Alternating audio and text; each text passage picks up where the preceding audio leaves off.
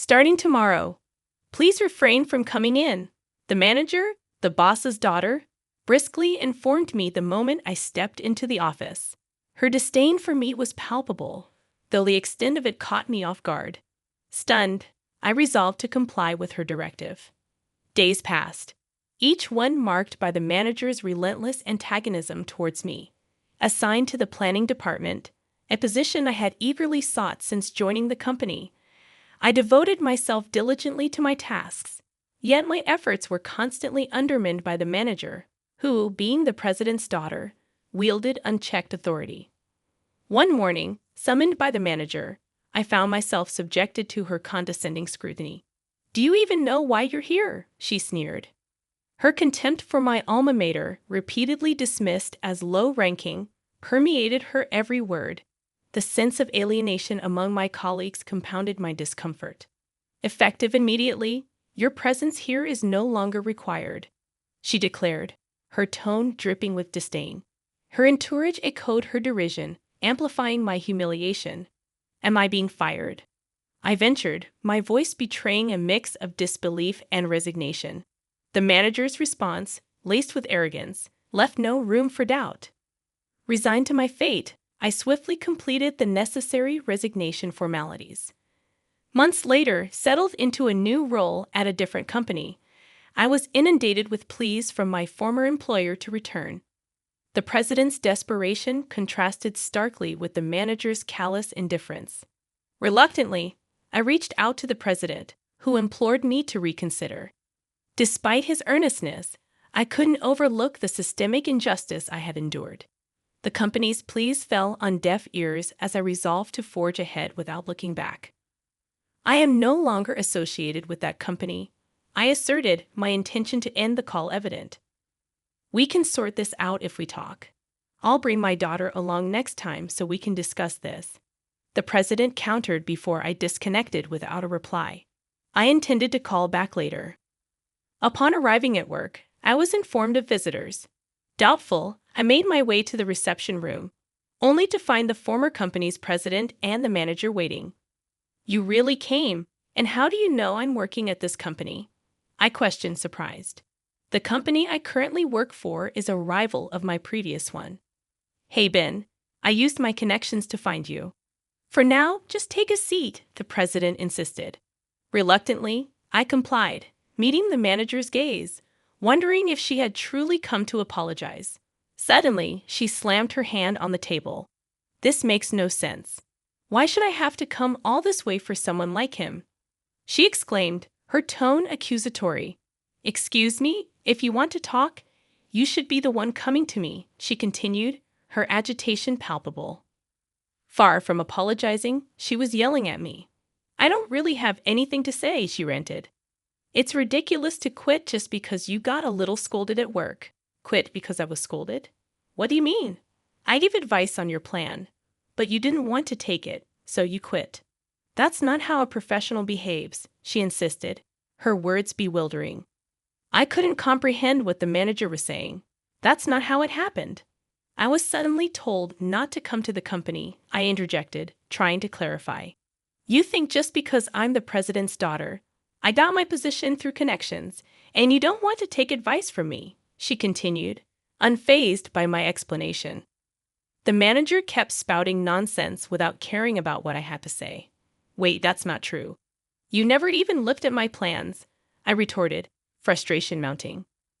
"Dad, I've been enduring until now, but I can't anymore."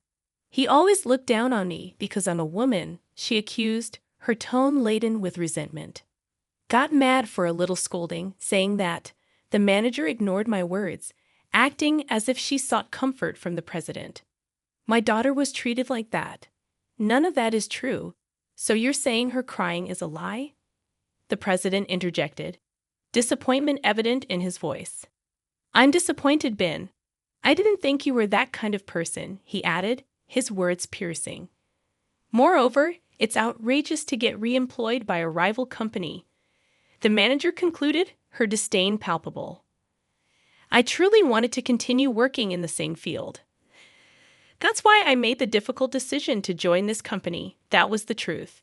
Even after joining the planning department I aspired for, I was completely ignored by the manager and never got the chance to prove my capabilities. However, I couldn't bring myself to leave this industry, and my current company welcomed me. You must have sold our company's information to get this job, right? Why else would they hire someone as incompetent as you? The manager accused. I did no such thing. I've maintained confidentiality, and this company never asked me for any information. People can say anything. In fact, our company has. Stop. Don't say another word, the president hastily interrupted, signaling to the manager to halt. Was she about to say something they didn't want me to hear? Such a useless person. This company should fire him. A low-ranked individual only brings shame. If Ben apologizes, I might consider taking him back. I'll even reassign him to the planning department if he wishes. For now. We don't need someone like him. Just bear with it and continue as usual. We'll manage. Then, I want a raise. The two of them continued discussing without any regard for my opinion. Despite my repeated expressions of unwillingness to return, I was being told to apologize and be forgiven. The frustration of being treated like a fool left me trembling. The manager noticed and sneered. Are you crying with joy? It figures. Low-ranked individuals really can't help themselves. You really are a kind soul, aren't you? She mocked. Sure, I am. Taking someone like him back is nothing short of generous. Just make sure you don't irritate me too much. Make sure you listen to your boss, okay? I have no intention of leaving this company, I asserted. You still don't get it. I'm offering to take care of you before you get fired for incompetence. You really are clueless. That's the way it is. But don't quit over a little scolding this time, the president added dismissively. The mocking continued. Saying that, the president and the manager mocked me. Mr. President, if I may be so bold, the manager is lying. I spoke up, desperate. After all we've been saying, you're taking this attitude. I'm not lying. That's quite the accusation. Do you have any evidence to back that up? Yes, I prepared this just in case, I said and took a voice recorder out of my bag. I had recorded not only the day the manager told me to leave, but also any other occasions when she had said something unreasonable. You've been recording me? Unbelievable. At the sight of the voice recorder, the manager visibly panicked. Dad, we don't need to listen to this. Let's just go. Then I'll play it. I played the recording, making sure the manager, who was attempting to leave, could hear it. The recording unmistakably captured the manager's voice instructing me not to come to the company. What's the meaning of this? My daughter was lying. It's a lie, the president explained.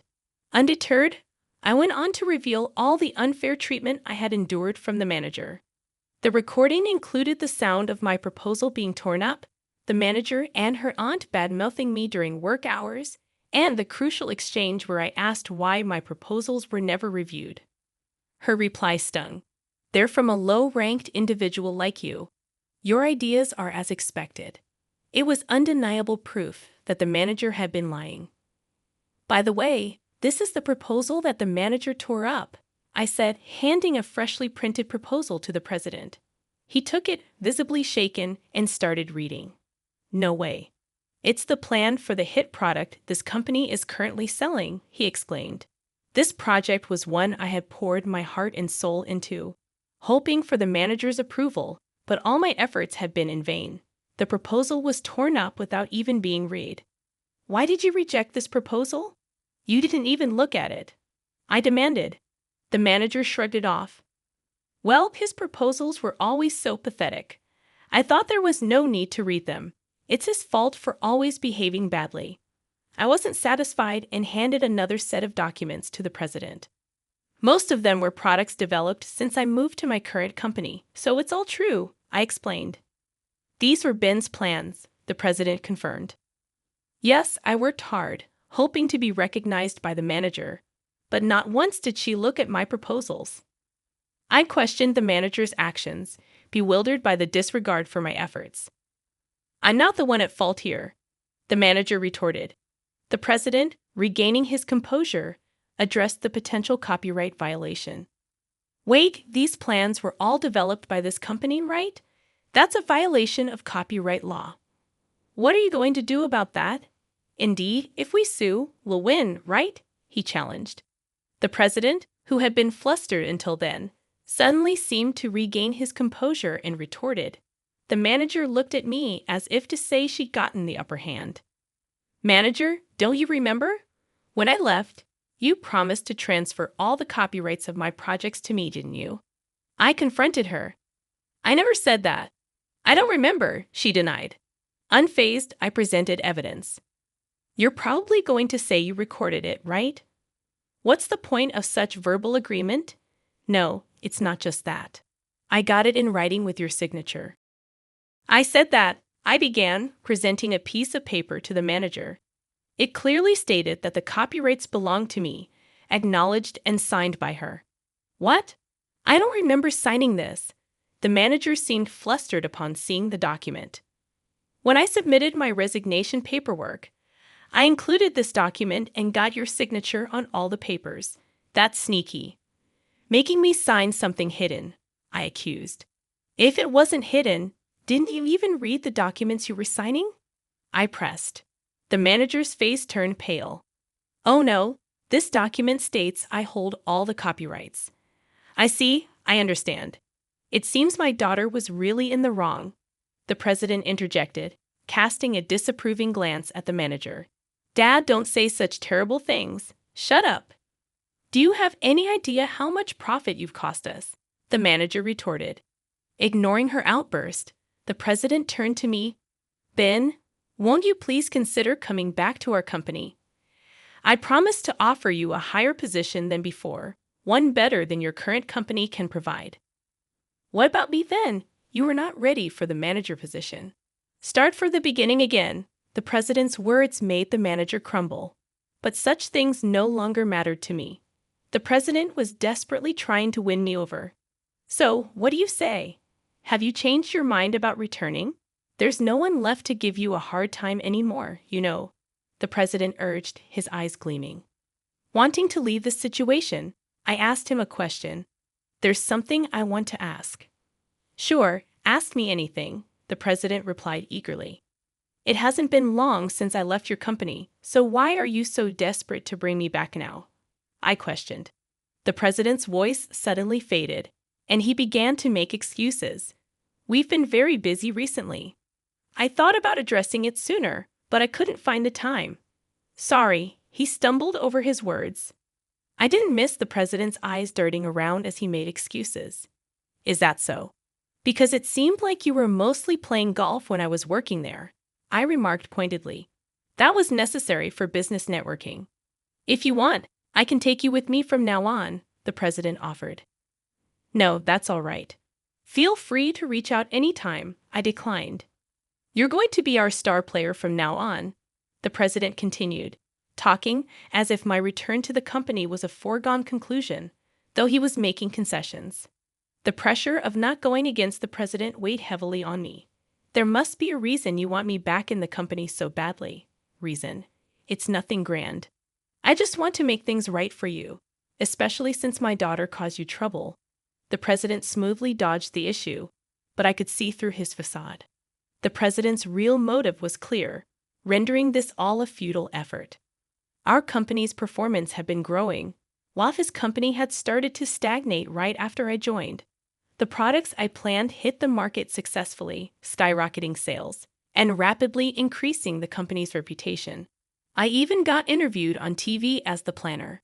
Compared to this thriving company, the president's company's performance had been lackluster. Being a traditional company, it failed to incorporate anything new and lacked buzz. Once seen as rivals, the difference between the two companies was now like night and day.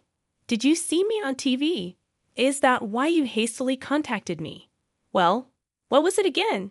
Didn't you realize I had left or that your company's performance wasn't growing until you saw me on TV? I had a lot I wanted to say. Why did he ignore the harassment I was receiving? Why didn't he inquire when I had to leave abruptly for an unreasonable reason? But conveying that to the president now meant nothing. There's no need for me to be involved anymore, I stated firmly. Did you think I was unaware of everything? You're a spiteful person. Yes, our company is in a pinch. If you know that, come back quickly.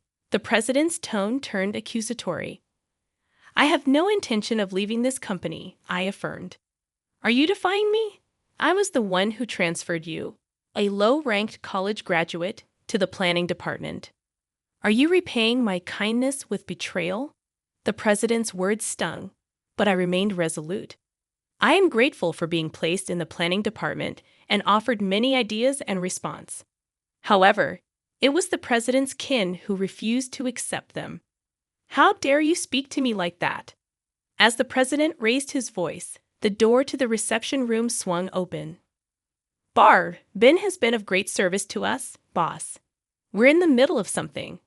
I can't have you entering unannounced. With all due respect, it's also a nuance for our company when you come without an appointment. Occupy the reception room and tie up our valuable employee. A person of your level shouldn't be so arrogant. Who do you think I am? I spoke firmly to the newcomer.